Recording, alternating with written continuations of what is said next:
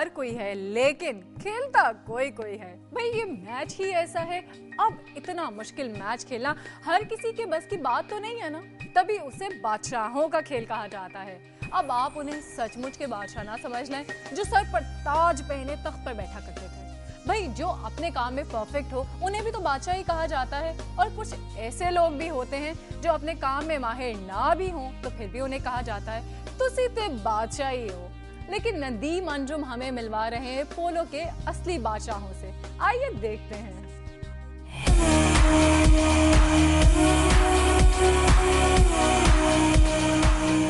Polo کھیل نہیں ہے ہر کسی کے بس کا, بادشاہوں کا کھیل تھا اور آج بھی اسے بادشاہ ہی کھیلتے ہیں. پولو کا گھوڑا جب بھی دوڑا خوب دوڑا. اس کی ٹریننگ ہی ایسی ہے. Lahore chamber of commerce and industry polo club 2011 کے اس فائنل میچ کا باقاعدہ آغاز فضا میں غبارے اور کبوتر چھوڑ کر کیا گیا. غبارے تو اڑ گئے, کبوتر بیچارہ نرغے میں آ گیا. جھپٹنے پلٹنے کا یہ سلسلہ گھوڑوں کو بھی بھایا. پولو میچ میں ہر ٹیم 4 کھلاڑیوں پر مشتمل ہوتی ہے.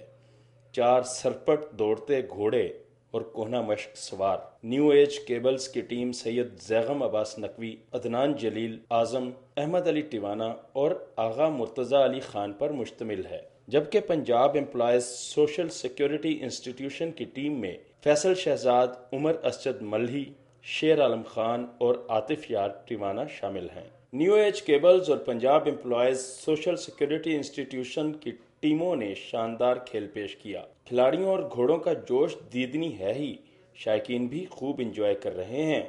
What a fantastic goal that was! اتنا ہیلدی سپورٹ ہے یہ, یہاں پہ اتنا اچھا ایٹماسفیئر ہوتا ہے, تو میرا تو خیال ہے ایسی ہمیں سپورٹس اور کرنی چاہیے. بہت ضروری ہے, خاص طور پہ فیملیز کے ساتھ بہت ضروری ہے کہ ہمارے ملک میں بھی انکریج کیے جائیں سارے ایونٹ. آغاز میں نیو ایج کیبلز کی ٹیم کا پلڑا بھاری رہا. Punjab employees social security institution کی ٹیم نے چوتھے چکر میں میچ برابر کر دیا اور 5ویں چکر میں جیت بھی لیا.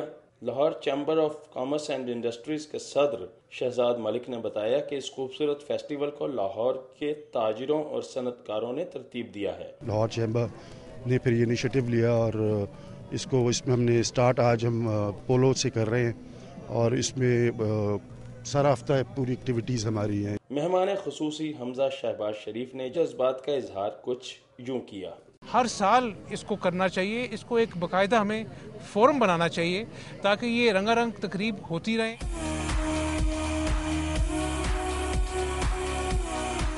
لاہور کے دروازوں کی تاریخ بھی بے حد دلچسپ ہے. اب بھاٹی دروازے کو ہی لے لیں, آپ کے ذہن میں کبھی نہ کبھی تو یہ خیال آیا ہی ہوگا نا کہ بھائی یہ لاہور کے دروازے آخر کس لیے بنائے گئے اور ان کے عجیب و غریب نام کیسے پڑ گئے. میرے ذہن میں تو ویسے کئی بار یہ سوال آیا, تو ایک دن میں نے اس حوالے سے ایک صاحب سے پوچھ ہی لیا. انہوں نے کہا مجھے تو علم نہیں, البتہ مدیحہ جاوید آپ کی کوئی مدد ضرور کر سکتی ہیں کیونکہ وہ اکثر کیمرہ شیمرہ پکڑ کے وہیں گھومتی بھی نظر آتی ہیں. یقیناً مدیحہ نے لاہور کے دروازوں پر کوئی رپورٹ بنائی ہوگی, آپ کو بھی دکھاتی ہوں تو دیکھیں. شہر لاہور کا 7واں دروازہ بھاٹی ہے جو کہ قوم بھاٹ کے نام سے منسوب ہے, جو آبادی ملک ایاز کے اس دروازے کے اندر جا کر آباد ہوئی تھی اور سالہ سال یہاں قیام پذیر رہی. اس واسطے یہ دروازہ ان کے نام سے موسوم ہو گیا. بھاٹی گیٹ کا نام اس واسطے رکھا گیا سی کہ ایک پاٹے قوم اتنے رہتی سی. اس علاقے سے پاٹے قوم رہتی سی پہلے, تو اج تو پرانی جس وقت تو جان لگی ہے کہ نہیں, اس قوم نے پھر کیا جی یہ نام پاٹی گیٹ رکھو, وہ نام سے پاٹی گیٹ چلتا ہے پاٹے قوم. یہ کوئی 300 سال پرانا, سارے دادے پردادے کے وقت تو ہی پہلے سے. اب اگرچہ اس محلے میں کوئی بھاٹ قوم قیام پذیر نہیں, مگر قوم بھاٹ کا نام اب بھی لیا جاتا ہے. بوقت آبادی انہوں نے حاکم کے ساتھ شرط طے کر لی تھی کہ ہم اس شرط پر اپنا محلہ آباد کریں گے کہ دروازہ ہمارے نام سے منسوب ہو. گیٹ پرانا ہی ہے, اس کی ریپیئرنگ ہوتی رہی ہے, مرمت ہوتی رہی ہے پرانا, کوئی نواں گیٹ نہیں بنا. چنانچہ حاکم نے یہ منظور کر کے یہ دروازہ ان کے نام کر دیا. یہ دروازہ بھی اب اپنی اصل حالت میں موجود نہیں ہے اور اس کی جگہ نیا دروازہ تعمیر کیا گیا ہے. پیغام یہی ہے حکومت واسطے کہ یہ معلومات جڑی صفائی رکھن, اشتہار نہ لگن, اس عوام نو روکن جویں بھی روک سکتی. یہ چیزاں لے جاندے چوری.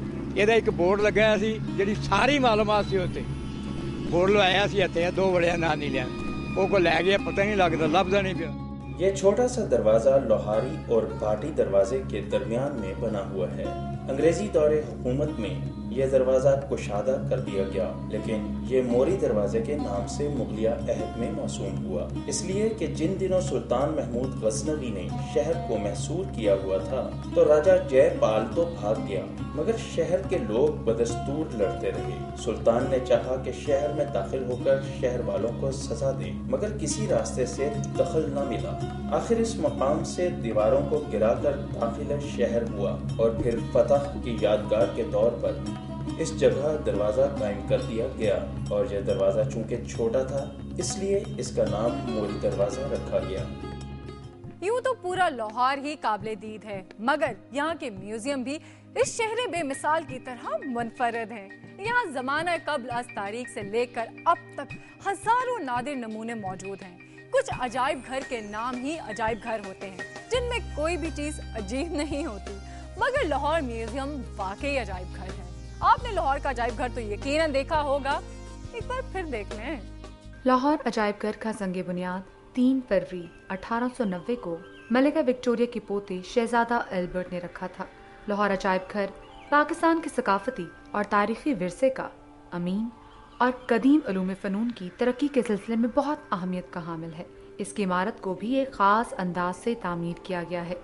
अगर अजायब घर के खाके पर गौर किया जाए तो इसको मुख्तलिफ हिस्सों में तकसीम किया गया है, जिनमें छोटी तस्वीर की गैलरी, जदीद तस्वीर की गैलरी, खताती गैलरी, सिक्का जात की गैलरी, गंधारा आर्ट गैलरी शामिल है।